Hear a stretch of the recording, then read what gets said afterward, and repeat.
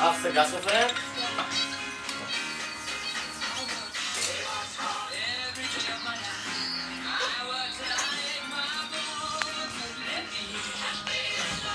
Ah, c'est la bonne. Ah, on lui dira encore.